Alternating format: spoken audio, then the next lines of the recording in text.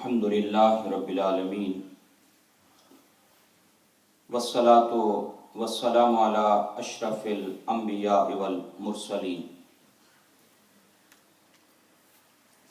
اما بعد فاعوذ باللہ من الشیطان الرجیم بسم اللہ الرحمن الرحیم اللہ یجتبی الیہ من یشاء ویہدی الیہ من ینیب صدق اللہ العظیم۔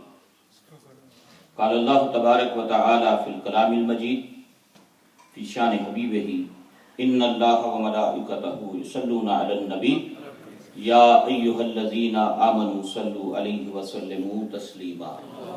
اللہم صلی علی سیدنا و مولانا محمد معدن الجود والکرم وآلہ و اصحابہ و ابنہ الکریم الغوث العظم محی الدین عبد القادر الجیلی و حزبہ وبارک وسلم۔ الصلاة والسلام علیکہ یا سیدی یا رسول اللہ، الصلاة والسلام علیکہ یا سیدی یا حبیب اللہ، وعلی آلکہ و اصحابکہ یا سیدی یا نبی اللہ۔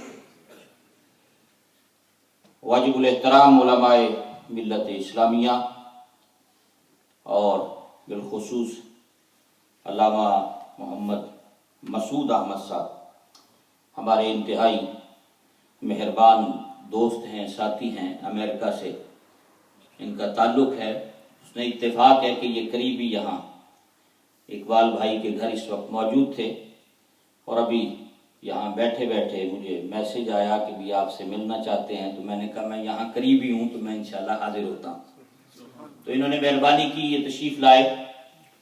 اللہ رب العزت ان کا، ہمارے دیگر دوستوں کا، ان کے ساتھ آنے والے مہمانوں کا اور ہم سب کا اس مجلس مبارکہ میں آنا اپنی بارگاہ میں قبول فرما لیں۔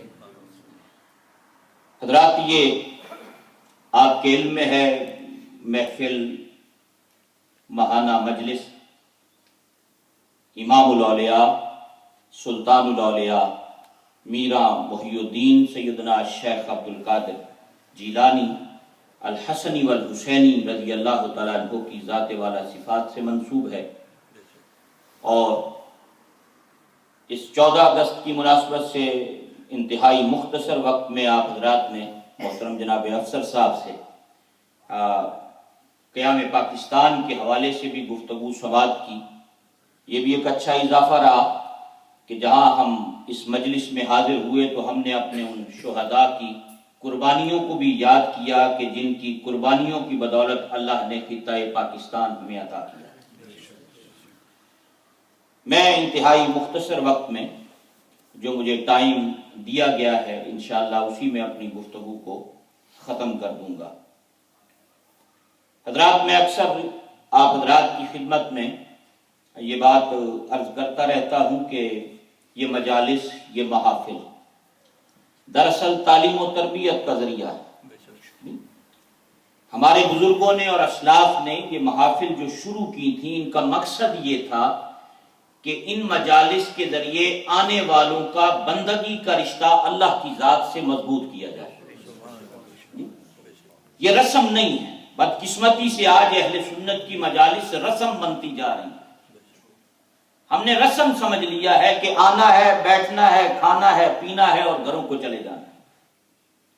ہمارے ذہنوں میں یہ تصور آ گیا، جبکہ اہل اللہ نے، ہمارے بزرگوں نے، اسلاف نے یہ کام اس لیے شروع کروایا تھا کہ ان مجالس کے ذریعے ایک امتی کا کمزور رشتہ محبت کا، ادب کا، اطاعت کا، اتباع کا مدینے والے آقا سے مضبوط کرنا ہے۔ اللہ۔ اور ہمارے اسلاف جتنے ہیں بزرگان دین، صوفیاء، انہوں نے ساری زندگی یہی کام کیا۔ آج جس شخصیت کی یاد میں ہم جمع ہیں، ان کی ساری زندگی یہی کام کرتے ہوئے حضور غوث اعظم سیدنا شیخ عبد القادر جیلانی رضی اللہ تعالیٰ عنہ اولیاء کے امام ہیں، چنے ہوئے لوگوں میں سے ہیں۔ قاضی ثناء اللہ پانی پتی رحمت اللہ علیہ نے تفسیر مظہری میں لکھا کہ اولیاء کی دو قسمیں ہیں، کچھ مرید ہوتے ہیں اور کچھ مراد ہوتے ہیں۔ فرمایا ایک وہ طبقہ ہے اولیاء کا کہ جنہوں جو مرید ہوتے ہیں، جو چل کے جاتے ہیں کسی شیخ کی تربیت میں، ان کی صحبت میں، مجاہدے کی بھٹی سے گزرتے ہیں اور پھر منزل مقصود تک پہنچ کر اللہ کی معرفت حاصل کرتے ہیں. اور فرمایا کچھ وہ ہوتے ہیں جنہیں روز ازل سے اس رب نے اپنی معرفت اور اپنی محبت کے لیے چن لیا ہوگا. اور آج جس شخصیت کی یاد میں جمع ہے انہیں رب نے ازل سے چن لیا تھا. ان چنے ہوئے لوگوں میں سے ایک شخصیت کا نام حضور غوث اعظم سیدنا شیخ عبد القادر جیلانی رضی اللہ تعالی اللہ. اور ساری زندگی اسی مشن میں گزری ہے کہ انہوں نے بندوں کا تعلق رب سے جوڑا ہے, بندوں کا تعلق اللہ سے جوڑا ہے. اللہ حضرات افراد تیار کیے. آج بدقسمتی سے حضور غوث اعظم سیدنا شیخ عبد القادر جیلانی رضی اللہ تعالیٰ عنہ کا جو زندگی کا علمی پہلو تھا, جو ان کے کارنامے تھے, جو ان کی افراد سازی تھی, جو دین کا احیاء تھا, جو دین کی خدمت تھی, دین پڑھنا تھا, دین پڑھانا تھا, آج وہ ہماری نظروں سے اوجھل ہو گیا. علماء موجود ہیں, آپ ان سے پوچھئے حضور غوث اعظم رضی اللہ تعالیٰ عنہ کی جو خانقاہ اور آپ کی مسجد ہے اور ان کی زندگی کا لمحہ لمحہ کس طرح گزرا ہے. آپ بچپن سے ہم سب سنتے آتے ہیں کہ 16-17 سال کی عمر ہے جب آپ بغداد میں آئے ہیں جی. تقریباً 8-10 سال علم دین پڑھا آپ نے, 8-10 سال علم دین وہاں حاصل کیا. ابتدائی تعلیم اپنے گھرانے سے حاصل کی, ماں نے تربیت کی. قرآن بچپن میں پڑھا, پڑھنے کے بعد پھر جب 17-18 سال کی عمر تھی تو بغداد پہنچے, پھر 7-8 سال بغداد میں پڑھا. فرمایا 7-8 سال پڑھ کر 25 سال میں نے بغداد کے جنگلوں میں مجاہدہ کیا. اللہ. اس سے پتہ چلتا ہے کہ فقط علم دین پڑھنا کافی نہیں, علم دین پڑھنے کے ساتھ کسی مرد کامل کی نگاہوں کے نیچے رہ کر مجاہدات کی بھٹی سے گزرنا بھی بڑی اہمیت کا حامل ہے. اللہ اکبر. فرمایا 25 سال مجاہدے میں گزرے ہیں اور اس کے بعد پھر 33 سال حضور غوث اعظم نے پڑھایا ہے بیٹھ کر. آج چونکہ ہمارے ہاں تصور اور ہے پیری مریدی کا, اور ذہنوں میں یہی بات آتی ہے جب آج کل کے پیروں کو دیکھتے ہیں کہ شاید پچھلے بھی اسی طرح کرتے ہوں جی. بھئی آج کل ہمارے سامنے جو نظام ہے, اور بدقسمتی سے آج نظام خانقاہی میں بڑے بگاڑ آ گئے. نظام خانقاہی جیسا مؤثر ترین نظام دعوت و تبلیغ کا اور کوئی نہیں. حضرات جو اس نظام خانقاہی سے افراد تیار ہوئے وہ پھر ایک ایک فرد تھا, لیکن اگر کسی بھی جگہ کونے میں جا کر دنیا کے بیٹھا ہے تو تنے تنہا ایک بندے نے لاکھوں انسانوں کی دلوں کی دنیا کو بدلا. یہ نظام خانقاہی کا کمال ہے. آپ اور میں, ہم سب آج اگر یہاں مسجد میں بیٹھ کر یہ پیشانی خدا کی چوکھٹ پہ جھکا رہے ہیں تو اس کے پیچھے فیضان ہے خواجہ معین الدین اجمیری کا. ہندوستان کی دھرتی پہ آ کر لاکھوں انسانوں کی دلوں کی دنیا کو بدلا تنہا ایک فرد واحد. اللہ کو اس نظام خانقاہی نے افراد دیے امت کو. حضرات میں یہی بات آپ حضرات کی خدمت میں عرض کرنا چاہتا ہوں کہ اولیاء نے افراد تیار کیے. حضور غوث اعظم سیدنا شیخ عبد القادر جیلانی رضی اللہ تعالیٰ عنہ 33 سال پڑھایا. آپ کے سیرت نگار لکھتے ہیں کہ نماز فجر پڑھانے کے بعد غوث اعظم اپنی مجلس میں, اپنی خانقاہ میں اور اپنی مسجد میں آ کے بیٹھتے تھے. نماز ظہر تک بیٹھ کر طالب علموں کو دین پڑھایا کرتے تھے, خود دین پڑھاتے حضور غوث اعظم. اور ہر سال 3000 افراد حضور غوث اعظم کی خانقاہ سے تیار ہو کے نکلا کرتے. 33 سال پڑھایا اور 33 سالوں کے اندر غوث اعظم شیخ عبد القادر جیلانی رضی اللہ تعالیٰ عنہ نے 1 لاکھ کے قریب افراد تیار کیے. 1 لاکھ کے قریب افراد تیار کیے حضور غوث اعظم. اللہ اکبر.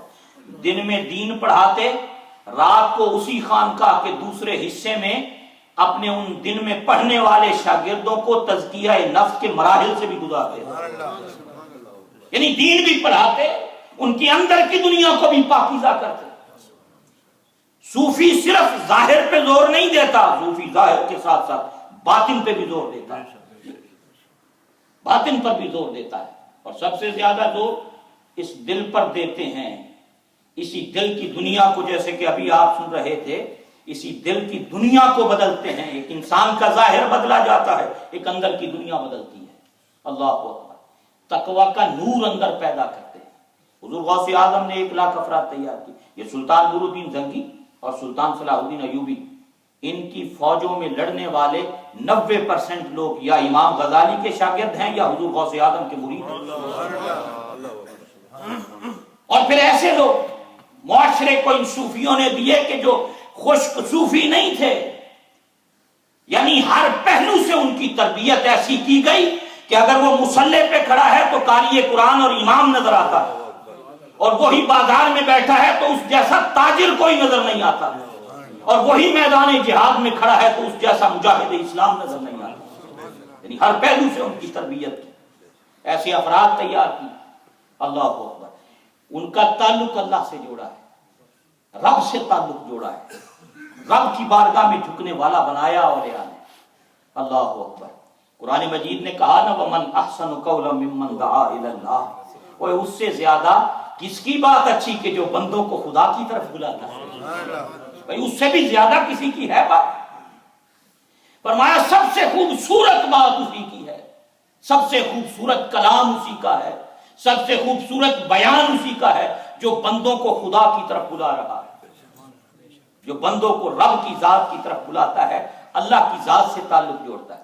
اور میں نے شاید پہلے آپ کی خدمت میں عرض کیا ہو، ہمارے گجرات کے قریب پاکستان میں ایک جلال پور جٹا کے ساتھ ایک علاقہ ہے کڑیاں والا، وہاں ایک بزرگ گزرے، ان کا نام تھا خواجہ گوہر الدین رحمۃ اللہ علیہ. امی بزرگ تھے، کسی کے پاس نہ پڑھے نہ کہیں گئے، لیکن اللہ نے علم لدنی انہیں عطا کیا اور ان پر اپنی معرفت کا دروازہ کھولا کہ شیخ القرآن علامہ عبد الغفور حضاوی رحمۃ اللہ علیہ جیسی شخصیت ان کے سامنے ادب سے گھٹنے ٹیک کے بیٹھتی ہیں، بڑے بڑے اہل علم. اور مزے کی بات، حضرت نہ پڑھے نہ کہیں گئے، ہاں جی، لیکن جب بھی بات کرتے تو ہر بات میں یا قرآن کا حوالہ ہوتا یا حدیث رسول کی بات ہوتی. مولانا محب النبی رحمۃ اللہ علیہ، حضرت آپ نے کتنی عظیم شخصیت پاکستان کے علماء کی گزری. گولڑا شریف میں بڑا عرصہ پڑھاتے رہے. مولانا محب النبی وہاں پڑھایا کرتے تھے، ہاں جی. تو روزانہ حضرت کا معمول تھا مشکات شریف عربی میں سنتے ان سے. بروز اثر کے بعد مغرب تک مولانا محب النبی نے مشکات شریف کھول کر عربی کے اندر حدیث کا درس دینا اور وہ پورا حدیث پاک پڑھ کے حضرت کو سنانی، اور انہوں نے بیٹھ کے سبحان اللہ اور ماشاء اللہ اور واہ واہ آپ فرماتے، آنکھوں سے آنسو کی جھڑیاں لگی رہتی. لوگ پوچھتے پنجابی میں حضرت جی تو سمجھ آندی ہے؟ بس تسی تو پڑھے ہی نہیں کسی کو.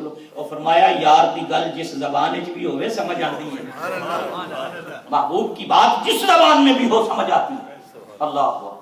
حضرات ان کے اپنا مسعود صاحب، ان کا ایک بڑا عجیب معاملہ تھا، سادے لفظوں میں باتیں سمجھاتے تھے. ان کے پوتے، میں ان سے ملا ایک مرتبہ تو مجھے فرمانے لگے دیکھیں سادی سی باتیں بزرگوں کی ہوتی ہیں. کہا کہ حضرت بیمار تھے آخری وقت میں تو میں انہیں دبا رہا تھا، آپ لیٹے ہوئے تھے تو میں پاؤں دبا رہا تھا، نیچے بیٹھا تھا تو مجھے فرمانے لگے پنجابی کے اندر پتر ابھی بوتے بہ جا. میں نیچے تھا، زمین تھی، تو میں نیچے بیٹھ کے ٹانگیں دبا رہا تھا. پتر ابھی بوتے بہ جا. تو کہتے میں نے عرض کی دادا جی نال بہنا بے ادبی ہے، نال بہنا بے ادبی ہے. فرمایا نال بہنا بے ادبی نہیں، آنکھیں نہ لگنا بے ادبی ہے. اللہ، نال بہنا بے ادبی نہیں، آنکھیں نہ لگنا بے ادبی ہے، اور ساتھ بیٹھنا بے ادبی نہیں، حکم نہ ماننا بے ادبی ہے. اللہ، کیا سادے سے لفظوں میں صوفی بات سمجھاتے تھے. اللہ اکبر. ایک مزے کی بات کرو، ان کی بات چھیڑی، حضور غوث اعظم کی مجلس ہے اس حوالے سے. اللہ اکبر. علامہ عبد الغفور حضاوی رحمۃ اللہ علیہ فرمانے لگے کہ میں حضرت کے ساتھ حج پر گیا تو جتنا عرصہ مکہ شریف میں رہے وہ درود شریف پڑھتے رہے، اچھا جتنا عرصہ مدینہ شریف میں رہے وہ اللہ کا ذکر کرتے رہے. میں نے ان سے پوچھا، آپ نے الٹ کیا، جہاں خدا کا ذکر کرنا چاہیے تھا وہاں آپ مدینے والے کا ذکر کرتے رہے، اور جہاں سرکار کا ذکر کرنا تھا وہاں آپ اللہ کا ذکر کرتے رہے. یہ تو آپ نے الٹ کر دیا جی، اس میں کیا حکمت ہے؟ تو انہوں نے ایک سادی سی بات اس موقع پہ ارشاد فرمائی. فرمایا مولوی جی ساری شریعت پڑھ کے مینوں اس گل دی سمجھ آئی ہے یہ دو ذاتاں نے جڑیاں ایک دوجے دا ذکر سن کے خوش ہوندیاں. اے دو ذاتاں نے ایک دوجے دا ذکر سن کے خوش ہوندیاں. او میں مکے میں رہا حضور کا ذکر کرتا رہا کہ رب خوش ہوگا میرے حبیب کا ذکر کر رہا، اور فرمایا میں مدینے میں آ کر خدا کا ذکر کرتا رہا کہ حضور خوش ہوں گے میرا امتی خدا کا ذکر کر رہا۔ اللہ ہو۔ اور اس کی تائید حضرت ابی بن کعب رضی اللہ تعالیٰ عنہ کی اس روایت سے ہوتی ہے کہ جن کے ساتھ میرے آقا قرآن کا دور فرمایا کرتے تھے۔ رمضان میں حافظ صاحب اور سامع ایک دوسرے کو دن میں قرآن سناتے تھے۔ حضرت ابی بن کعب کہتے ہیں مجھے یہ سعادت نصیب ہے کہ مدینے والے رمضان میں مجھے قرآن سناتے، میں سرکار کو قرآن سناتا۔ ابی بن کعب جنہیں سرکار نے مسجد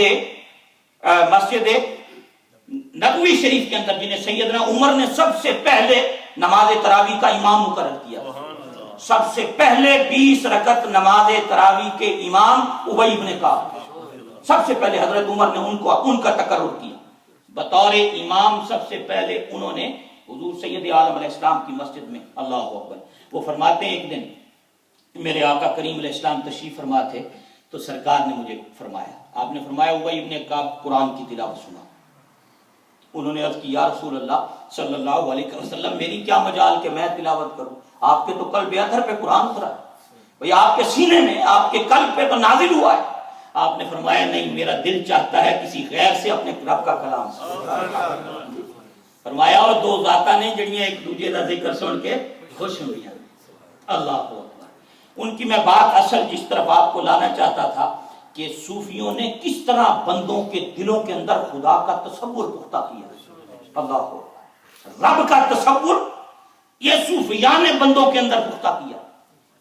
وہ فرماتے ایک دن حضرت کی خدمت میں کوئی مرید آیا، عقیدت مند آیا، ان کا ایک اپنا طریقہ تھا، بیعت نہیں فرماتے تھے، لوگ عقیدت رکھتے تھے، آتے تھے، فرماتے تھے یہ ایک عقیدت کا رشتہ کافی ہے، بیعت اس لیے نہیں کرتے تھے۔ فرمایا میں بیعت اس لیے نہیں کرتا کہ میں سمجھتا ہوں بیعت وہ کرے جس ہاتھ کی ضمانت رب نے دی ہو۔ اللہ، اونچے درجے کی بات تھی، بہرحال اپنے اپنے مقام اور مرتبے کی بات ہے ان کی۔ اللہ اکبر۔ ان کا یہ تھا تو وہ مرید آیا، اس نے عرض کی حضور بچہ بیمار ہے، دعا کر، میرا بیٹا بیمار ہے، دعا کر دیں آپ، اللہ اسے شفا دے دے۔ تو آپ نے فرمایا نماز ظہر سے کچھ پہلے وہ آیا، تو آپ نے فرمایا ایسا کر کہاں سے آیا ہے؟ کہ فلاں گاؤں سے آیا ہوں، کہ جاؤ جا کر نماز ظہر مسجد میں ادا کرنا، اور وہاں ادا کرنے کے بعد پھر 2 رکعت نماز نفل پڑھنا، اور 2 رکعت پڑھ کے رب کی بارگاہ میں ہاتھ اٹھا کے دعا کرنا کہ اللہ اپنے نبی کے وسیلے سے میرے بیمار بیٹے کو شفا دے دے۔ یہ دعا کرنی ہے تم نے۔ اس کو یہ نسخہ بتا کر رخصت کر دیا، اور جب وہ چلا گیا تو جتنے لوگ مجلس میں موجود تھے حضرت نے ان سب کو بٹھایا اور فرمایا اس آنے والے کے لیے دعا کرو۔ سب نے مل کے دعا کی۔ کسی نے کہا حضور یہی دعا آپ اس کے سامنے کر دیتے، اس کے جانے کے بعد جو کی ہے، اگر اس کے سامنے کرتے تو اس کے دل کو تسلی ہو جاتی نا کہ میرے شیخ نے میرے لیے دعا کی ہے۔ مرید اپنا غم جب اپنے پیر کو سناتا ہے فقط بیان کرنے سے اس کا آدھا غم غلط ہو جاتا ہے، ختم ہو جاتا ہے۔ تو انہوں نے کہا حضور یہی دعا سامنے کر دی ہوتی تو یہ جملہ کہا خواجہ گوہر الدین رحمۃ اللہ نے، فرمایا سامنے اس لیے نہیں کی، کام اس کا ہو جائے گا، کام اس کا ہو جائے گا، لیکن بات اتنی تھی کہ میں مخلوق خدا کے دلوں میں اپنا نہیں خالق کا تصور پختہ کرنا چاہتا ہوں۔ فرمایا میں مخلوق خدا کے دل میں اپنا نہیں رب کا تصور پختہ کرنا چاہتا تھا۔ فرمایا اس کے سامنے دعا کرتا تو اس نے جا کر کہنا تھا کہ پیر کی دعا سے ایسا ہوا ہے، میں نے اسے رب کی چوکھٹ پہ بیٹھنا سکھایا ہے، مصلے پہ سجدے کی طرف لگایا ہے، تاکہ اب جب بھی وہ کہیں بات کرے گا وہ کہے گا میرے رب نے مجھ پہ فضل کیا، اس کی رحمت سے میرے بیٹے کو شفا ملا۔ اللہ ومن احسن قولا ممن دعا الی اللہ، اور اس سے زیادہ کس کی بات اچھی کہ جو بندوں کو خدا کی طرف بلاتا ہے، جو بندوں کو خدا کی طرف بلاتا ہے۔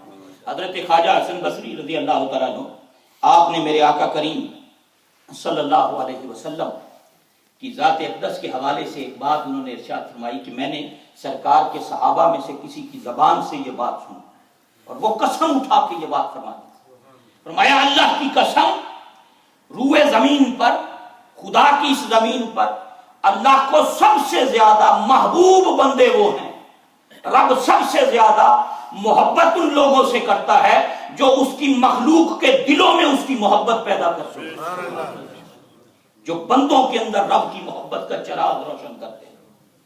اللہ ان سب سے زیادہ ان سے محبت کرتا ہے۔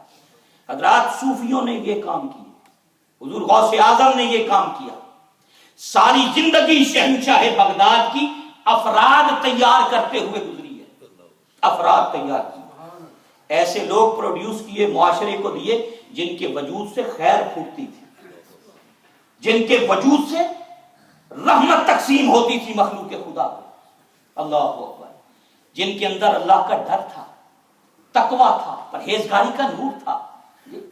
صوفیوں نے رب سے تعلق جوڑا حضرات، دوسرے لفظوں میں یوں کہہ لیں کہ کیفیت احسان پیدا کی کہ رب دیکھ رہا ہے جی۔ وہ بندے کے اندر یہ چیز پیدا کرتے تھے کہ یہ احساس بیدار ہو جائے کہ تیرا رب تجھے دیکھ رہا ہے، تو کوئی بھی قدم اٹھانے سے پہلے سوچ کے کل قیامت کے دن اپنے مالک کو کیا جواب دے گا، وہ یہ چیز پیدا کرتے۔ وہ کوئی بزرگ تھے نا، تو انہوں نے کسی کو خلافت دی، خلافت دے دی۔ آج کل تو خلافت عام مل جاتی ہے، پہلے وقتوں میں خلافت بڑے بڑے مقام پر پہنچنے کے بعد ملتی تھی، بلکہ ہمارے ہاں برطانیہ میں خلافت جو سب سے زیادہ چندہ دے اس کو ملتی ہے جی، نظام بدل گئے، جو سب سے زیادہ چندے اکٹھے کرے اس کو خلیفہ، اس کو بنایا جاتا ہے کہ یہ فنڈ زیادہ اکٹھے کرتا ہے، اللہ اکبر۔ اور جو پچھلے ہمارے بزرگ تھے حضرات، وہ صلاحیت دیکھ کے دیتے تھے کہ اس کے اندر خدا کی معرفت کتنی ہے، اس کا تعلق اللہ کی ذات سے کتنا کامل ہے، اللہ اکبر۔ وہ بزرگ تھے، انہوں نے کسی کو خلافت دی، کوئی بندہ آیا اور انہوں نے خلافت دے دی 1-2 روز کے بعد جی۔ تو لوگ جو 10-10 سال سے خدمت کر رہے تھے انہوں نے گلا کیا، انہوں نے کہا حضرت 10 سال ہو گئے آپ کی خدمت جی، اور آپ نے ہمیں تو اس شرف سے نہیں نوازا، یہ کل آئے اور ان کو خلافت دے دی۔ تو وہ فرمانے لگے میں تمہیں مسئلہ سمجھاتا ہوں کہ وجہ کیا ہے۔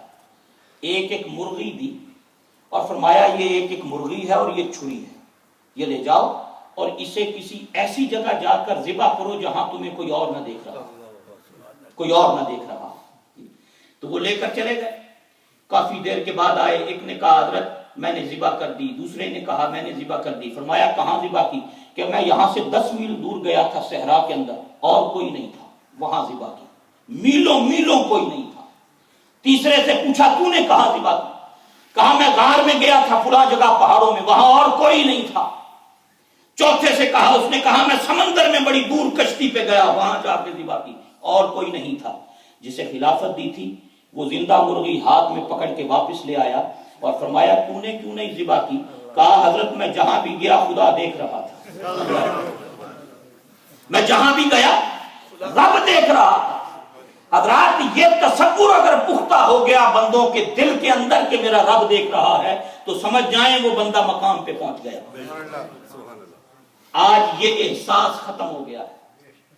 جس بندے کے اندر یہ کیفیت احسان اور یہ جواب دہی کا تصور کہ میرا اللہ مجھے دیکھ رہا ہے، پھر وہ 1000 بار کوئی قدم اٹھانے سے پہلے سوچتا ہے کہ کہیں یہ اٹھا ہوا قدم رب کی ناراضگی کا سبب نہ بن جائے۔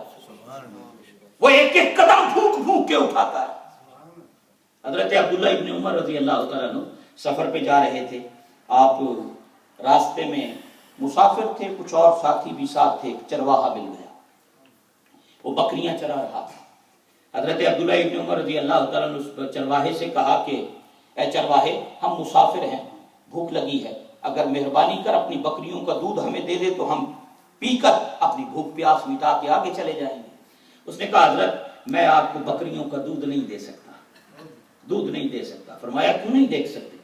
کہا جی میں ان بکریوں کا مالک نہیں، میں چرواہا ہوں، میرے ذمہ چرانے کی ڈیوٹی ہے، مالک کوئی اور ہے، مالک کوئی اور، میں نہیں دے سکتا مالک کی اجازت کے بغیر۔ عبداللہ ابن عمر نے جب یہ بات سنی تو فوراً ذہن کھٹکا کہ یہ بندہ صاحب تقویٰ ہے۔ اسے پھر تھوڑا سا آزمایا اور جملہ کہا کہ کیا ہوا، تیرا مالک تو یہاں سے کئی میل دور ہے، مالک تو نہیں دیکھ رہا؟ اس نے فوراً جواب دیا حضرت کیا ہوا، مالک نہیں دیکھ رہا لیکن اللہ تو دیکھ رہا ہے۔ اللہ حضرات یہ چیز صوفی پیدا کرتی ہے۔ یہ چیز اگر نصیب ہوتی ہے بندے کو تو صوفیاء کی مجلس سے نصیب ہوتی ہے، اہل اللہ کی نظر سے نصیب ہوتی ہے، اہل معرفت کی محفلوں میں نصیب ہوتی ہے۔ وہ بندے میں یہ چیزیں، یہ صوفیاء نے، حضور غوث پاک نے یہ چیزیں انسانوں کے اندر پیدا کی۔ اللہ اکبر۔ آج جس شخصیت کی یاد میں ہم جمع ہیں حضرات، حضور غوث اعظم سیدنا شیخ عبد القادر جیلانی رضی اللہ تعالیٰ عنہ، انہوں نے یہ چیز پیدا کی، اسی کی ہمیں تعلیم دی ہے کہ بندے رب سے تعلق جوڑ، اپنا تعلق اپنے اللہ سے مضبوط کر۔ اور علماء کرام یہاں موجود ہیں حضرات، بدقسمتی سے ہم نے حضور غوث اعظم کی تعلیمات کو بھلا دیا، چھوڑ دیا ہے۔ اگر ہم پڑھ کر دیکھیں ایک ایک لفظ ان کی، ایک ایک لفظ، کم از کم میں آپ سے یہ گزارش کروں گا، الفتح الربانی حضور غوث اعظم کے خطبات پر مشتمل کتاب ہے، عربی میں بھی اویلیبل ہے، اردو میں بھی ملتی ہے، انگلش میں بھی ملتی ہے۔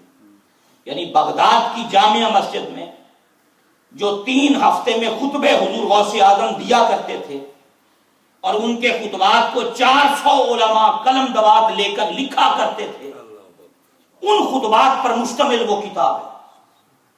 کبھی حضور غوث اعظم کی وہ تقریریں پڑھیں، کبھی آپ کے وہ خطبات پڑھ کے دیکھیں کہ بغداد کا والی ہم سے تقاضا کیا کرتا ہے، بغداد کے والی نے پیغام کیا دیا ہے۔ اول سے آخر تک آپ کو کوئی پیغام ملے گا تو یا وہ توحید خدا بندی کا ملے گا، اور یا محمد عربی علیہ السلام کی اطاعت اور اتباع کا ملے گا۔ سب سے زیادہ زور توحید خدا بندی پہ دیا۔ اللہ اکبر۔ حضور غوث اعظم سیدنا شیخ عبد القادر جیلانی رضی اللہ تعالیٰ عنہ، آپ کے اپنے صاحبزادے حضور غوث اعظم کے سیدنا عبد الوہاب رضی اللہ تعالیٰ عنہ، اللہ اکبر، اس کے اندر حضور غوث پاک رضی اللہ تعالیٰ عنہ انہوں نے اپنے بیٹے کو وصیت فرمائی، اللہ اکبر، اور اپنے صاحبزادے سے وصیت کرتے ہوئے آپ نے جو جملے کہے، میں 2-3 لائنیں اس کی آپ کی خدمت میں عرض کر دیتا ہوں۔ اپنے بیٹے کو فرماتے ہیں تجھ پہ اللہ سے ڈرنا واجب ہے، اللہ سے ڈر، اسی کا ڈر اپنے اندر پیدا کر، اسی کا تقوی اپنے اندر پیدا کر، اسی کی بارگاہ میں جواب دہی کا تصور پیدا کر کہ تو نے اس رب کی بارگاہ میں جا کے جواب دینا ہے۔ حضرات یہ زندگی فانی ہے، جیوندے کی جانن سار مویاں دی، اے وہ جانے جو مردہ ہو، جیوندے کی جانن سار مویاں دی، اے وہ جانے جو مردہ ہو، قبراں دے وچ ان نہ پانی، اتھے خرچ لڑیندا بھردا ہو، ایک بھی چھوڑا ماں پیو بھائیاں دوجا عذاب قبر دا ہو، پر واہ نصیب انہاں دے باہو جڑا وچ حیاتی مردہ ہو، واہ نصیب انہاں دے باہو جڑا وچ حیاتی مردہ ہو۔ صوفیاء کہتے ہیں موتو قبل ان تموتو، وہ کہتے ہیں مرنے سے پہلے مر جاؤ، مرنے سے پہلے اپنے آپ کو مار لو۔ اور وہ مرنے سے پہلے مرنا کیا ہے کہ تیرے اس جسم پر تیری مرضی نہ چلے، تو اس جسم پر اپنی خواہشات نفس کے پہرے نہ بٹھا، بلکہ اس جسم پر سر کے بالوں سے پاؤں کے ناخنوں تک اللہ اور اس کے رسول کی مرضی کے پہرے بٹھا لے، یہی مرنے سے پہلے مرنا۔ اپنی خواہشات کو کچل کر مدینے والے کی خواہشات کے پہرے بٹھا لے، یہی مرنے سے پہلے مرنا۔ مرن تو پہلا مر گئے باہو، تا مطلب نو پایا ہو۔ جو بندہ اس مقام پہ پہنچتا ہے اسے پھر اسے معرفت الہی کی لذت اور معرفت الہی کا جو ٹیسٹ ہے اللہ رب العزت پھر اس کو عطا کرتا ہے۔ اللہ اکبر۔ آپ فرماتے ہیں تجھ پر اللہ سے ڈرنا واجب ہے، اللہ کے سوا کسی سے نہ ڈر، اللہ کے سوا کسی سے نہ ڈر، اللہ اکبر، اور نہ کسی سے امید رکھ، نہ کسی سے ڈر نہ کسی سے امید رکھ، اور اپنے سب کاموں کو اس رب کی طرف سونپ دے، اپنے سارے کاموں کو اس اللہ کی طرف سونپ دے، اور اپنی ساری حاجتیں اپنے رب سے طلب کر کہ توحید پر سب کا اتفاق ہے، سب کا اتفاق ہے۔ حضرات اولیاء نے بندوں کا تعلق اللہ سے جوڑا ہے، رب کی ذات کی طرف بلایا ہے، توحید کا رشتہ مضبوط کیا ہے، غلامی رسول کا رشتہ مضبوط کیا ہے۔ اور میں یہاں یہ بات بھی آپ حضرات کی خدمت میں ضمناً عرض کر دوں کہ لوگ اہل سنت پر آج غلط الزام دیتے ہیں، بہتان لگاتے ہیں اس بات کا کہ یہ شاید قبروں والوں سے جا کر اپنی حاجتیں طلب کرتے ہیں، یہ اپنی حاجات صاحب قبور سے مانگتے ہیں۔ میں برملا آپ حضرات کی خدمت میں یہ بات عرض کر رہا ہوں، ہمارا یہ عقیدہ نہیں ہے، ہم اپنا حاجت روا اللہ کی ذات کو، ہم اپنا حاجت روا رب کو مانتے ہیں، ہم بزرگان دین کے مزارات پر اس لیے جاتے ہیں کہ ہم نیکوں کی قبروں کو برکت کا مقام سمجھتے ہیں، اور ہمارا یہ عقیدہ ہے کہ جب کسی برکت والے مقام پر بیٹھ کر خدا سے مانگا جائے تو اس کی بارگاہ سے قبولیت کی امید بڑھ جاتی ہے کہ وہ اپنے فضل کے دروازے ہمارے لیے کشادہ کر دے گا۔ ہم اپنے رب سے ہی مانگتے ہیں۔ ہاں، وسیلے کے ہم قائل ہیں، وسیلے کو ہم جائز سمجھتے ہیں، وسیلے کو فرض بھی نہیں سمجھتے، وسیلہ جائز سمجھتے ہیں، لازم نہیں سمجھتے۔ ہمارا نہ یہ عقیدہ ہے کہ وسیلہ دیں گے تو خدا قبول کرے گا، وسیلہ نہیں دیں گے تو اللہ قبول نہیں کرے گا، ہمارا یہ بھی عقیدہ نہیں ہے۔ ہم وسیلے کو جائز سمجھتے ہیں، فرض نہیں سمجھتے۔ اولیاء کی قبروں کو اور اولیاء کی بارگاہوں کو برکت کا مقام سمجھتے ہیں، اور اس پر بے شمار دلائل ہیں، اس پر بے شمار دلائل ہیں۔ یہ ہمارا ہی طریقہ نہیں، یہ ہمارے پچھلے محدثین کا بھی طریقہ رہا۔ اللہ اکبر۔ اور میں شاید پہلے ایک مرتبہ عرض کی، حافظ یہ امام ابن جوزی نے، انہوں نے لکھا، خطیب بغدادی نے لکھا، ابن جوزی، خطیب بغدادی، حافظ ابن عساکر، حافظ ابن کثیر، اور بلکہ حافظ ابن کثیر البدایہ والنہایہ کے اندر، یہ سائپرس ہمارے بالکل قریب ہے، سائپرس میں نبی کریم صلی اللہ علیہ وسلم کی صحابیہ حضرت ام حرام رضی اللہ تعالی عنہا کی قبر ہے۔ یہ یہاں یورپ کے اندر واحد صحابیہ ہے جن کی قبر یورپ میں ہے۔ اللہ اکبر۔ ام حرام جن کا ذکر بخاری شریف کتاب الجہاد اور جو روم کے جہاد کا چیپٹر ہے اس کے اندر پہلی 2 حدیثیں وہ حضرت ام حرام کے حوالے سے۔ حضرت ام حرام کی قبر یہی ہے۔ عبادہ بن صامت کی رضی اللہ تعالیٰ ان کی یہ بیوی ہیں، اور حضرت عبادہ بن صامت پہلے فلسطین کے حاکم ہیں۔ جی، آپ کی قبر بیت المقدس کے اندر آج بھی موجود ہے، جو مسجد اقصیٰ ہے اس کے ساتھ جو قبرستان ہے وہاں حضرت عبادہ بن صامت آرام فرما ہے۔ جی، اللہ اکبر۔ بڑے مقام مرتبے کے حامل صحابی ہیں، ان کی یہ زوجہ تھی۔ جی، ان کی قبر یہاں موجود ہے۔ حافظ ابن کثیر نے البدایہ والنہایہ میں لکھا، یہ قبر اتنی برکت والی ہے کہ اس علاقے کے لوگوں کا یہ عقیدہ ہے کہ اگر بارش نہ ہو تو اس مائی کی قبر پہ کھڑے ہو کے اللہ سے بارش مانگو تو رب بارش عطا کر دیتا۔ اتنی مشہور قبر۔ محدث ابن جوزی کہتے ہیں، کہا امام موسیٰ کاظم کی قبر بغداد میں دعاؤں کی قبولیت میں وہ اثر رکھتی ہے کہ ابن جوزی کہتے ہیں آج تک جب بھی میں امام موسیٰ کاظم کی قبر پہ گیا اور میں نے جا کے اپنے رب سے کوئی حاجت طلب کی تو رب نے کبھی مجھے خالی نہیں لوٹایا۔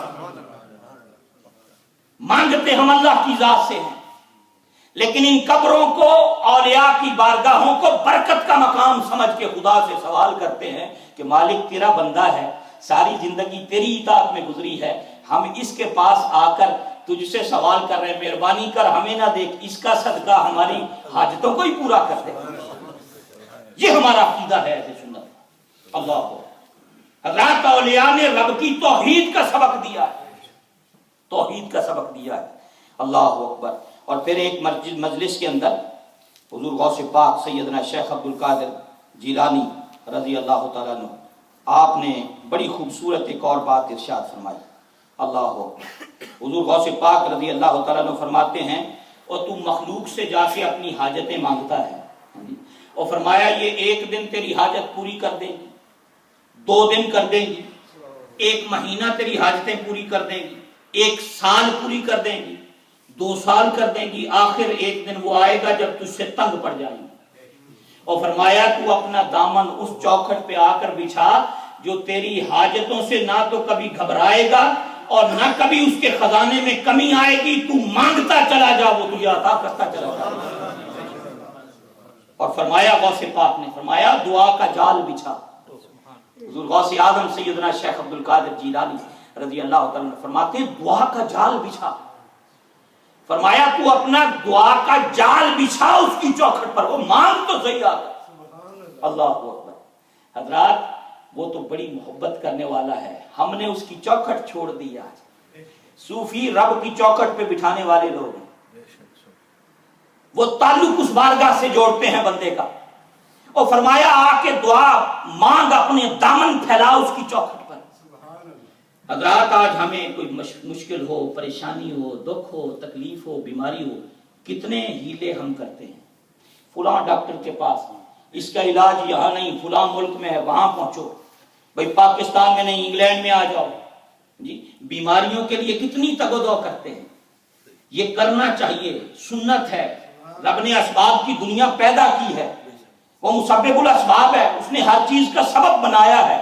لیکن اسباب اختیار کرنے کے ساتھ ساتھ کبھی رات کو پچھلے پہر مصلے پہ بیٹھ کر اس رب سے بھی سوال کرنا چاہیے کہ مالک میں نے سارے طریقے اختیار کر لیے، پریشان حال ہوں، سارے در پہ پھر کر اب میں تیری چوکھٹ پہ بیٹھ گیا ہوں، مہربانی فرما اپنی رحمت کا دروازہ میرے لیے کھول دو.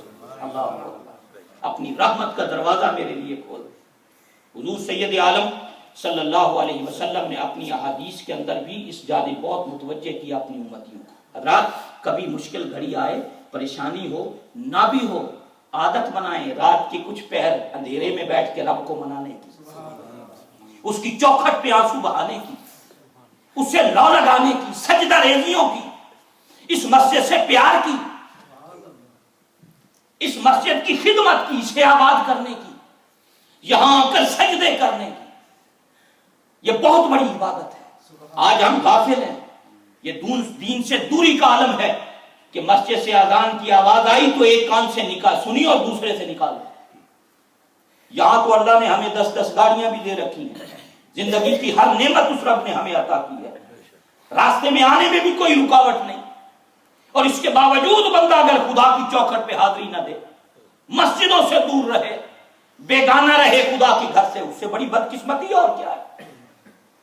حضرت ربیہ بن کعب اسلمی، جن کی آپ اکثر علماء سے آپ روایت سنتے ہیں، واقعہ سنتے ہیں کہ حضرت ربیہ نے نبی کریم صلی اللہ علیہ وسلم کی خدمت کرتے تھے اور اسی خدمت کی وجہ سے شادی بھی نہیں کی تھی جی.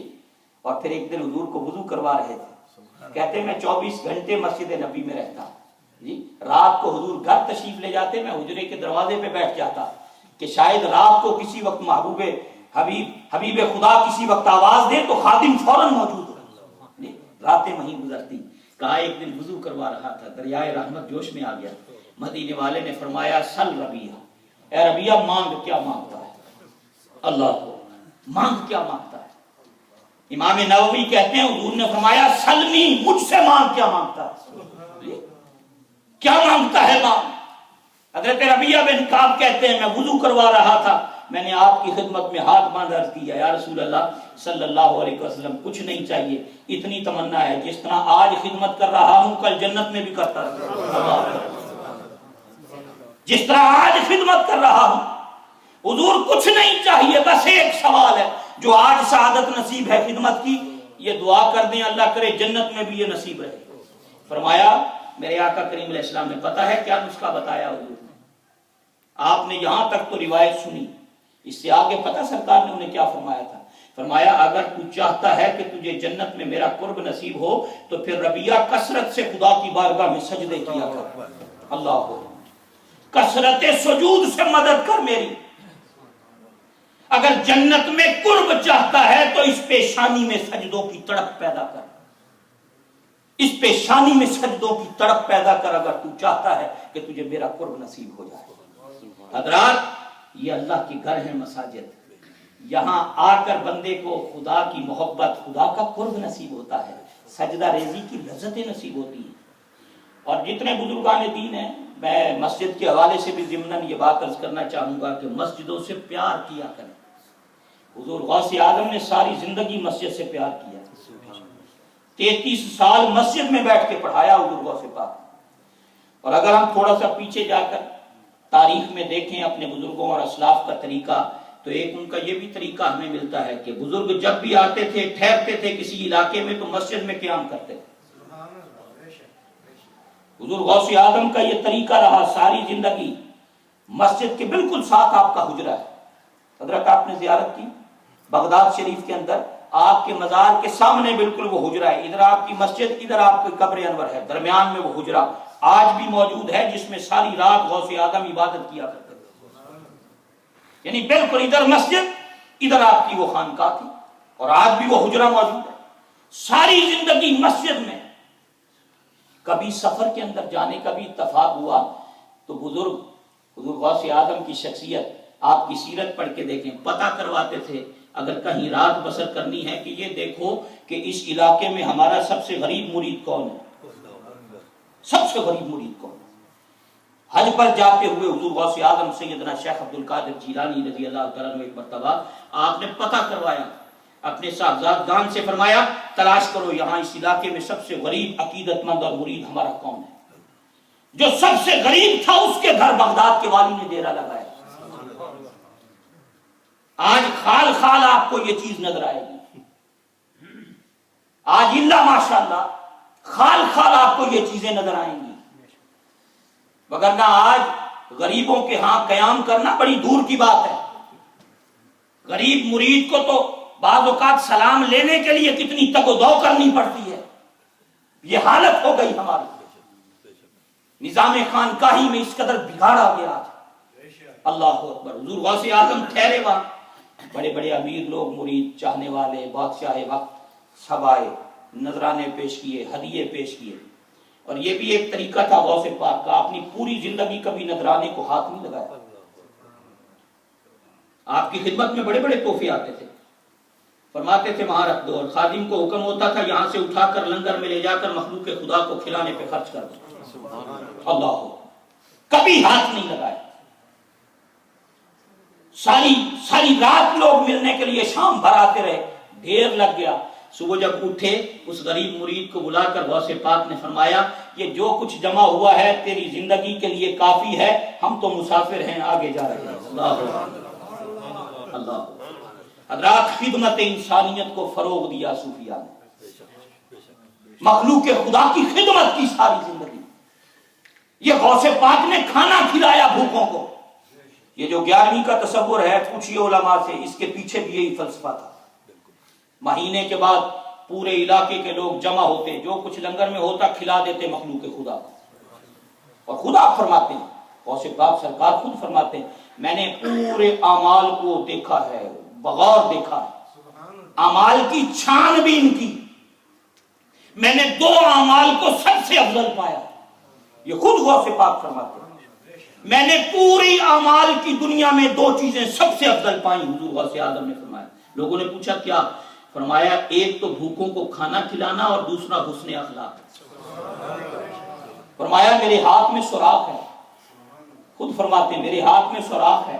فرمایا اگر کوئی مجھے سارے جہان کی دولت بھی دے دے تو میں مخلوق بھوکی لوگوں کو کھانا کھلانے پہ خرچ کر دوں۔ حضرات، یہ خدمت انسانیت بڑی بات ہے، بہت بڑی عبادت ہے۔ کسی کے دکھ درد میں کام آنا، دوسروں کے دکھ درد کو اپنا دکھ درد سمجھنا۔ آج اس سوسائٹی کے اندر تو ایک دوسرے کو لڑتا ہوا دیکھ کر رشتہ دار کو دکھ میں مبتلا دیکھ کر، تکلیف میں دیکھ کر خوش ہو رہا ہوتا ہے، کہے لگا رہا ہوتا ہے۔ دوسرے کے دکھ درد کو آج اپنا دکھ درد سمجھنا تو بڑی دور کی بات ہو گئی ہے۔ کسی کے دکھ درد پہ خوشیاں منانا یہ آج طریقہ بن گیا ہمارا۔ ہم جن اولیاء کے ماننے والے ہیں، ہم جس نبی کے ماننے والے ہیں، اور بزرگان دین نے جو افراد تیار کر کے دیے وہ تو ایسے لوگ تھے ان کے وجود سے تو ہر وقت خیر تقسیم ہوتی تھی۔ اور یہی وجہ ہے حضرات کہ آج ہماری عبادتوں کے اندر وہ نور نہیں ہے، ہمیں عبادت میں وہ لذت نصیب نہیں ہوتی، ہمیں قرآن پڑھنے میں دل نہیں لگتا ہمارا، ہمیں حدیث رسول سمجھنے کے لیے ٹائم نکالنے کو دل نہیں چاہتا، 5 وقت جماعت سے نماز پڑھنے کو طبیعت نہیں چاہتی۔ کبھی ہم نے غور کیا کہ کیا وجہ ہے؟ دیکھیں نا، نزلہ ہو، زکام ہو، بخار ہو، کینسر ہو، کوئی تکلیف ہو، ہم ڈاکٹر ڈھونڈتے پھرتے ہیں۔ کبھی ہم نے یہ بھی تو سوچا ہو کہ میرا قرآن پڑھنے میں دل نہیں لگتا، میں کسی ڈاکٹر سے پوچھوں جا کر مجھے بتا اس کا علاج کیا ہے۔ کبھی میں کسی حکیم کو تلاش کروں یہ پوچھنے کے لیے کہ میری پیشانی میں سجدوں کی تڑپ نہیں، مجھے بتا اس کا علاج کیا ہے۔ کبھی میں کسی سے جا کر پوچھوں کہ قرآن کی تلاوت میرے دل پہ اثر نہیں کرتی، بتا اس کا علاج کیا ہے۔ میں کبھی کسی سے جا کر یہ بھی تو سوال کر کے پوچھوں کہ مجھے قبریں دیکھ کر بھی خدا کا خوف پیدا نہیں ہوتا، بتا میرا علاج کیا ہے بیماری کا۔ میں جنازے اٹھتے ہوئے دیکھ کر بھی کہے لگاتا ہوں اس کا علاج کیا ہے اس بیماری کا۔ میں قبرستان میں مردے دفن ہو رہے ہوتے ہیں، میں قبر کے پاس کھڑے ہو کر بھی سیاست کر رہا ہوتا ہوں، میرے دل میں آخرت آتی نہیں ہے، کوئی اللہ کا بندہ مجھے بتائے اس مرض کا علاج کیا ہے۔ حضور غوث اعظم شیخ عبد القادر جیلانی رضی اللہ تعالیٰ عنہ فرماتے ہیں، وہ لوگوں جب کسی کو ایسی بیماری لگتی تھی وہ کوئی ڈاکٹر تلاش کرتا تھا، مشرق و مغرب کا سفر کرتا تھا۔ او بندے تو بھی کسی کو تلاش کر جو تجھے خدا کی محبت کا جام پلائے، اور جو تیرے سینے کو رسول اللہ کی محبت کا مرکز بنائے، جو تیرے اندر عشق الہی کا چراغ روشن کرے۔ سلطان العارفین رحمت اللہ علیہ نے اسی جانب اشارہ کیا، الف اللہ چمبے دی بوٹی اے مرشد من میں چلائی ہو، نفی اسبات دا پانی ملیا ہر رگے ہر جائی ہو، اندر بوٹی مشک مچایا جاؤں پھلنتے آئی ہو، جیوے مرشد کامل باہو جس اے بوٹی لائی ہو۔ وہ کامل مرشد ہوتا ہے، وہ شیخ ہوتا ہے، وہ اولیاء ہوتے ہیں جو بندوں کے دلوں کے اندر یہ بوٹی لگاتے ہیں، حب الہی کا چراغ روشن کرتے ہیں۔ اللہ اکبر۔ حضرات آج معاشرے کو ضرورت ہے ایسے لوگوں کی جو نفرتیں مٹا کر محبتوں کو رواج دیں۔ آج گھر گھر جل رہا ہے۔ حضرات میں اتنے مسائل ہیں، یقین کریں دل خون کے آنسو ہوتا ہے۔ آپ کو ہر گلی کے اندر کوئی گھر ایسا نہیں ملے گا جس میں طلاق یافتہ بچی نہ بیٹھی ہو۔ گھر گھر کی لڑائیاں دیکھیں، میاں بیوی کی لڑائیاں دیکھیں، عدالتوں کے جھگڑے دیکھیں، صبح سے شام تک فساد دیکھیں، نفرتوں کی آگ دیکھیں۔ بیٹا باپ سے نہیں بولتا، حاجی حاجی سے نہیں بولتا، نمازی نمازی سے نہیں بولتا، تسبیح بھی چل رہی ہے، نوافل بھی ہو رہے ہیں، حج بھی ہو رہے ہیں، زکاتیں بھی دے رہے ہیں، عمرے پہ عمرے بھی ہو رہے ہیں، لیکن نفرتیں اپنے اندر لے کے مسجد میں بھی کھڑے۔ یہی وجہ ہے کہ آج عبادتوں کے اندر وہ نور نہیں، دل کی دنیا نہیں بدلی، عبادت کا اثر نہیں ہے۔ آج او باروں ململ توندیے اندروں ململ تو ہو، باروں ململ توندیے وچوں ململ تو او باروں توتیاں کی ہویا جی اندر صاف نہ ہو، او دل کالے نالوں منہ کالا چنگا۔ میرے شیخ کامل رحمت اللہ علیہ نے فرمایا، دل کالے نالوں منہ کالا چنگا ہوئے جے کوئی اس نو جانے ہو، منہ کالا دل چنگا ہوئے تاں دل یار پچھانے ہو، منہ کالا دل چنگا ہو تاں دل یار پچھانے ہو، اے دل یار دے پچھا ہوئے متا یار بھی کدی سنجانے ہو۔ اللہ اکبر۔ سہ عالم چھوڑ مسیطہ نٹھے باہو جدو لگے نے دل ٹکانے ہو۔ فرمایا جب بندہ کال کی دنیا سے حال کی دنیا کی طرف آتا ہے پھر زبانیں بند ہو جاتی ہیں، پھر توجہ کا مرکز فقط اور فقط اللہ کی ذات ہوتی ہے، پھر اللہ کی ذات ہوتی ہے توجہ کا مرکز۔ حضرات آج معاشرے کے اندر نفرتیں ہیں، ان نفرتوں کو ہم نے ختم کرنا ہے۔ بھائی بھائی کا دشمن ہے، خون سفید ہوئے ہوئے، فساد ہے۔ صوفیوں نے تعلیم ہمیں یہ دی، حضور غوث اعظم نے یہ، خود رسول کریم علیہ السلام نے ہمیں یہ تعلیم دی۔ دیکھیں ایک مرتبہ حضور سید عالم صلی اللہ علیہ وسلم نے ارشاد فرمایا، سرکار نے فرمایا اپنے صحابہ سے، کیا میں تمہیں ایسا عمل نہ بتاؤں جو نماز روزہ صدقہ ان تینوں سے افضل ہے۔ تین باتیں ارشاد فرمائی، نماز روزہ صدقہ۔ صحابہ کیا تمہیں ایسا عمل نہ بتاؤں جو نماز روزے اور صدقے سے بھی افضل ہے؟ آقا ارشاد فرمائیے۔ مدینے کے تاجدار علیہ السلام نے فرمایا، دو مسلمانوں کے درمیان صلح کروا دینا۔ اللہ، دو مسلمانوں کے درمیان صلح کروا دینا نماز روزہ صدقہ سے بھی افضل ہے۔ حضرات آج ضرورت ہے، دیکھا کریں آس پاس کون سا نمازی کسی دوسرے نمازی سے ناراض ہے، صلح کروایا کریں۔ میں اس دن یہ افسر صاحب سے گفتگو ہو رہی تھی، بیٹھے ہوئے تھے، انہیں میں نے گزارش کی، میں نے کہا آج حالت یہ ہے کہ رشتہ دار کسی دوسرے کے گھر میں آگ لگی ہوئی ہو، کوئی مسئلہ چل رہا ہو، کوئی پریشانی ہو تو باہر بیٹھ کے تماشا لوگ دیکھتے ہیں، کوئی صلح کروانے کے لیے آگے بڑھنے کو تیار نہیں۔ یہاں ان ملکوں کے اندر جن حالات کا ہمیں آج سامنا کرنا پڑ رہا ہے، حضرات ہمیں لوٹ کے آنا پڑے گا رسول اللہ علیہ السلام کی تعلیمات کی طرف. ہم دیار غیر میں بستے ہیں، ہمیں ایک بات کبھی نہیں بھولنی چاہیے کہ ہم محمد عربی علیہ السلام کے غلام ہیں. ہم رسول اللہ کا کلمہ پڑھتے ہیں. عزت اللہ نے ہماری اسلام میں رکھی ہے. آپ کے پاس، میرے پاس جتنی چاہے دولت آ جائے، جتنا چاہے بینک بیلنس آ جائے، گاڑیاں آ جائیں، کوٹیاں آ جائیں، لیکن یہ بات بھولنی نہیں چاہیے کہ میری عزت گاڑیوں سے نہیں ہے، میری عزت 10-15 کوٹھیوں سے نہیں ہے، میری عزت 10-15 مکانوں سے نہیں ہے، میری عزت اللہ نے مدینے والے کے قدموں میں رکھی ہے. اور ایک بڑا خوبصورت جملہ کہا تھا سیدنا عمر فاروق رضی اللہ تعالیٰ عنہ نے، جب آپ بیت المقدس کی چابیاں لینے کے لیے شام پہنچے تھے، اس وقت فلسطین گئے، جب مسلمانوں کی فوج کے کمانڈر نے آپ کو لکھا کہ یہاں کے عیسائی پادری کہتے ہیں کہ اپنے خلیفہ کو بلاؤ، ہم شہر کا کنٹرول اس کے ہینڈ اوور کرتے ہیں. حضرت عمر گئے.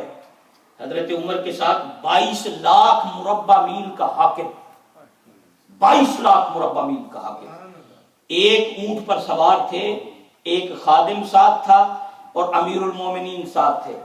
طے یہ پایا آپس میں کہ آدھا رستہ میں اوپر بیٹھوں گا، تم پیدل چلو گے، اور آدھا رستہ تم اوپر بیٹھو گے، اور 22 لاکھ مربع میل کا حاکم اس جانور کی لگام پکڑ کے پیدل چلے گا. اللہ. جب بیت المقدس پہنچے نا، شہر سے باہر مسلمانوں کی فوج کے کمانڈر نے ویلکم کیا. امیر المومنین نے جو لباس پہنا ہوا تھا نا، اس پہ 18 پیوند لگے ہوئے تھے، 18 پیسز جی ہاں، اور اس میں بھی لیدر کے کچھ. اب وہ اون کا لباس تھا، اتنا لمبا سفر کر کے گئے، کتنے دن لگے ہوں گے، پسینے میں بھیگے ہوئے. اور جب مسلمانوں کی فوج کے کمانڈر اور صحابہ ملے، انہوں نے عرض کی ان کا حضور ایک گزارش ہے، آپ نے شام کے بڑے بڑے پادریوں سے ملنا ہے، ہم چاہتے ہیں لباس بدل لیں، کوئی اچھا سا لباس پہن کے خوبصورت انداز میں آگے چلیں، مہربانی کریں اس پہ پیوند لگے ہوئے ہیں یہ اتار دیں، لوگ کیا کہیں گے، مسلمانوں کا امیر اور اتنا پرانا لباس، سفر کے اثرات، اس پہ ڈسٹ پڑی ہوئی ہے. ہاں جی. تو حضرت عمر نے ان کے کہنے پہ اتار دیا، نیا پہن لیا. تھوڑی دیر گزری، آگے چلے، رک گئے، اتار، فرمایا وہ پرانا واپس لے آؤ، وہ نیا اتار دیا، وہی دوبارہ پہن لیا. یہ جملہ کہا امیر المومنین، فرمایا او لوگوں سنو، عزت لباس نہیں دیتا، عزت اسلام دیتا ہے، عزت اسلام دیتا ہے. آج بھی تاریخ میں سنہری حروف سے ان کے یہ کلمات جگمگ جگمگ کر کے ہمیں دعوت دے رہے ہیں. اور یورپ میں بسنے والوں، بھول نہ جانا، یہ یہاں کے پاؤنڈ تمہیں عزت نہیں دے سکتے، یہاں کی تہذیب تمہیں عزت نہیں دے سکتی. اللہ نے تمہاری عزت مدینے والے کے قدموں میں رکھی ہے، اللہ نے عزت اسلام میں رکھی ہے. ہم فخر سے کہتے ہیں ہم رسول اللہ کے غلام ہیں، ہمیں فخر ہونا چاہیے.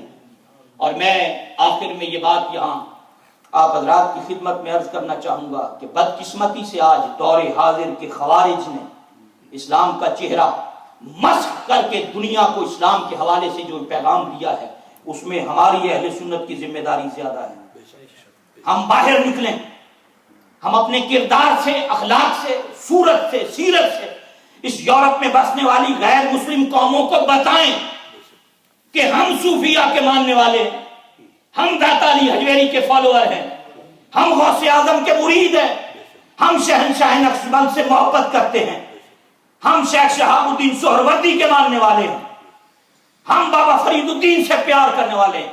ہم وہ لوگ ہیں جو رسول کریم علیہ السلام کے اسلام کی حقیقی تصویر تمہارے سامنے رکھ رہے ہیں.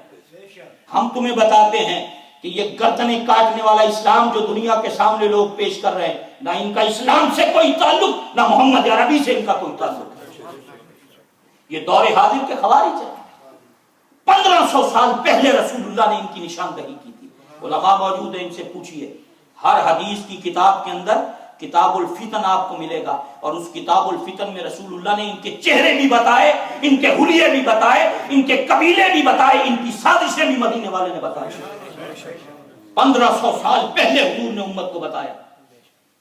اور آج یہ جو قتل و غارت گری، اور اس کی وجہ سے اسلام کا چہرہ جو دنیا کے ساتھ، کیونکہ انٹرنیشنل میڈیا ان کو سنی بنا کے پیش کر رہا ہے.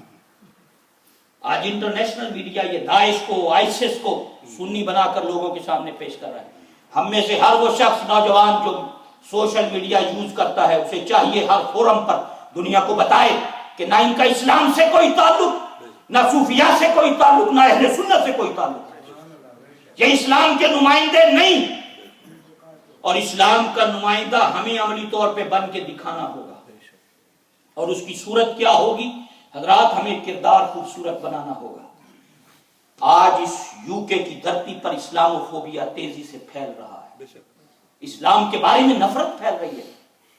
ہمیں غور کرنا ہے کہ کہیں میری وجہ سے تو ایسا نہیں ہو رہا، میں کوئی ایسی حرکت نہ کروں، میں کوئی ایسا فراڈ نہ کروں، میں جھوٹ بول کر کوئی کلیم نہ کروں، میں کاروں کے ناجائز جھوٹے ایکسیڈنٹ کر کے پیسے نہ بٹورتا پھروں، میں گرومنگ نہ کروں، میں بے حیائی کے کاموں میں نہ انوالو ہوں، میں فراڈ نہ کروں، میں اپنے ہمسایوں کے ساتھ کوئی ایسا سلوک نہ کروں جس کی وجہ سے کسی غیر مسلم کی انگلی اسلام کی طرف اٹھے یا محمد عربی علیہ السلام کی طرف اٹھے۔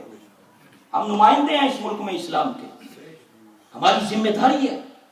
آپ دیکھیں یہاں کے بالخصوص ڈیوزبری کے 19 سال کے بچے جا کر سوسائڈ کر رہے ہیں، UK کی فیملیاں اور خواتین آج جہاد کے نام پر، خلافت کے نام پر غیر دوسرے ملکوں کا جا کے سفر کر رہی ہیں۔ یہ مسائل ہیں اس وقت امت مسلمہ کے، ہمیں اپنی آنکھیں کھلی رکھنی چاہیے، اور دنیا کو اور یہاں کے بسنے والوں کو اپنے کردار سے یہ ثابت کرنا ہے ہم نے کہ مسلمان دہشت گرد نہیں، دنیا میں امن پسند مسلمان جیسا اور کوئی دوسرا ہے ہی نہیں۔ یہ ہمیں اپنے کردار سے پریکٹیکلی دنیا کو آج بتانا ہوگا، دنیا کو سمجھانا ہوگا۔ اور میں نے کئی مرتبہ آپ کی خدمت میں بھی شاید عرض کیا ہو کہ ہم جس نبی کے ماننے والے ہیں وہ انسان تو دور کی بات ہے، وہ نبی تو جانوروں پہ بھی شفقت کرتا ہے۔ کیا عالم تھا سرکار کی رحمت کا، بھی آپ سن رہے تھے، پہلے کلام پڑھا جا رہا تھا، حضور کی رحمت کی بات تھی کہ یہ رحمت نہیں ہے تو اور پھر کیا ہے۔ صحابہ کہتے ہیں کئی مرتبہ ہم نے دیکھا کہ حضور کریم علیہ السلام وضو فرما رہے ہوتے، پانی کا برتن تھا، جیسے کنالی نہیں ہوتی آٹا گوندنے والی، ایسی کنالی تھی، اس کے کنارے ذرا اونچے تھے برتن کے، چوڑا برتن اور اس کے کنارے تھوڑے اونچے، تو اس میں پانی لایا جاتا اور آپ اس سے وضو فرماتے جی۔